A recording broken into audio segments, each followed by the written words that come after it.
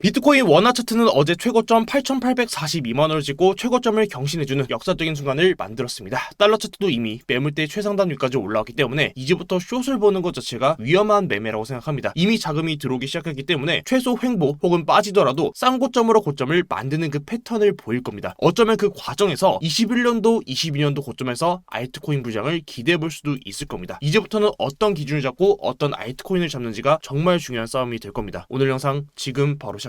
네, 여러분 반갑습니다. 비트 갱스터입니다. 비트코인이 정말 많이 올랐습니다. 원화 차트는 신고가를 경신해 주었고 달러 차트는 신고가 경신을 코앞에 두고 있습니다. 이번 주 영상에서 말씀드렸던 내용이 중장기적으로 비트코인은 주봉상 하락 다이버런스를 보이고 있기 때문에 큰 그림에서 우리는 조정도 대비를 해야 된다라는 말씀을 드렸었고, 단기적인 관점에서는 이전에도 주봉에서 다이버런스를 만들고 고점을 한 번 더 높이는 상승이 나왔었기 때문에 적어도 숏진입은 하지 말자, 우선 추가 반등이 나올 수 있으니 오히려 내려온다면 더 사는 쪽으로 전략을 세워보자 라는 말씀을 드렸었습니다. 이전과 관점은 동일하게 보고 있지만 앞으로 영상에서 큰 하락 또는 악재가 나오지 않는 이상 중장기적인 하락에 대한 언급은 저는 최대한 자제하려고 합니다. 시장이 충분히 과열되었고 고점 신호도 조금씩 나오고 있는 건 사실이지만 이미 월봉에서 한 달 동안 47% 장대 양봉으로 올리는 봉이 나왔기 때문에 저는 하락이 나오더라도 최소 한 달은 횡보 혹은 고점을 다시 높이면서 쌍고점으로 다시 그 고점을 높이는 움직임도 충분히 가능할 수 있을 거다라고 차트를 바라보기 때문입니다. 영상 초반에도 제가 숏 진입은 위험하다라는 말씀을 드렸는데 이미 매물대가 없는 구간까지 비트코인이 상승분을 보여줬기 때문에 매도 압력이 없는 구간까지 올라온 상황에서 지금은 차트 관련 지표보다 오히려 블랙로커 같은 기관에서 ETF 자금 혹은 엘살바도르, 마이클셀러와 같은 대형 고리 집단에서 비트코인을 추가 매수하기만 하더라도 비트코인은 계속해서 추가적인 상승이 나올 수 있는 구간까지 차트가 올라왔기 때문입니다. 그럼 만약 악재로 인한 하락이 나온다면 적어도 2021년도 그리고 2022년도 차트를 봤을 때 고점에서 횡보하거나 쌍고점을 만들었던 그 매물대 밑으로 캔들이 빠지지 않는 이상은 당분간은 숏으로 수익을 본다라는 생각은 사실 좀 안 하는 게 좋지 않을까라고 차트를 바라보고 있습니다. 현재 구간에서도 고점을 계속 높이면서 매물대를 쌓아주고 이 매물대 밑으로 물량이 빠지는 구간이 나온다면 이때서는 손절을 잡고 숏을 보는 건 모르겠지만 현재 구간에서는 숏은 정말 위험하다. 자, 그럼 알트코인 상황들도 좀 살펴보면은 2022년도 고점을 돌파하는 상승이 나왔지만 실제로는 알트코인들이 전부 다 상승이 나오지 못하고 NFT라는 특정 메타만 상승이 나왔었습니다. 2021년도에서는 거의 모든 코인들이 몇 배씩 오르는 장이 펼쳐졌었고 마이너스 10% 빠졌다고 오히려 손절을 하면 바보다, 어차피 내일 다시 오르는데 왜 손절하냐라는 얘기가 더 많이 들렸던 장이었습니다. 이때 대부분의 투자자분들이 시드를 가장 많이 불렸었고 준비가 되지 않았던 개인 투자자분들은 이때 고점에서 가장 많이 물리기도 했었죠. 앞으로 나오게 될 알트코인 장이 21년도랑 같게 흘러갈지 혹은 2022년도와 같은 특정 테마를 골라야 수익을 볼 수 있는 장을 만들지 지금 바로 예측하는 건 불가능합니다. 다만 오늘 제가 매수에 대한 기준을 잡아드릴 텐데 적어도 처음부터 장기 투자를 마음먹고 지금부터 계속 하락해서 모아가겠다라는 생각으로 접근하시는 것보다는 단기 투자로 접근해서 장기 투자로 끌고 가는 매매를 하시는 게 어떨까라는 생각으로 오늘 영상을 봐주시면 좋을 것 같습니다. 최근 비트코인이 일본 캔들 기준으로 약 3일 정도 20%가 넘는 상승분이 나오면서 알트코인에서도 거래량이 터진 종목들도 있고 아직 거래량을 터뜨리지 않은 코인들도 있습니다. 저는 오늘 여러분께 말씀드리고 싶은 매수 방법은 거래량을 터뜨린 자리를 하방으로 이탈한 코인들을 주목해서 보시는 걸 말씀을 드립니다. 일반적으로 지금처럼 거래량이 터진 양봉이 나오면 우리는 매집봉이다, 세력이 들어왔다라고 표현을 합니다. 일반적으로 거래량은 바닥에서 터진다고 알고 있지만 거래량은 고점에서 터지는 경우가 대부분입니다. 좀 더 이해를 돕기 위해서 차트를 보면서 설명 이어가도록 하겠습니다. 예를 들면 메타디움 차트를 봤을 때 큰 장기적인 하락 이후 2023년도 1월 17일에 나온 캔들이고 이때 거래량을 가장 많이 키우는 캔들 기준으로 매수를 잡았다면 해당 캔들 기준으로 추가적인 반등이 나왔던 거는 플러스 24%. 만약에 분할로 모아갔다라고 하면은 이 바닥 라인부터 최대 반등폭이 나왔던 거는 약 54%입니다. 근데 세력들이 이거 하나 먹겠다고 작업을 쳤을까요? 아니겠죠. 그리고 제가 영상에서 거래량이 터진 캔들을 하방으로 이탈했을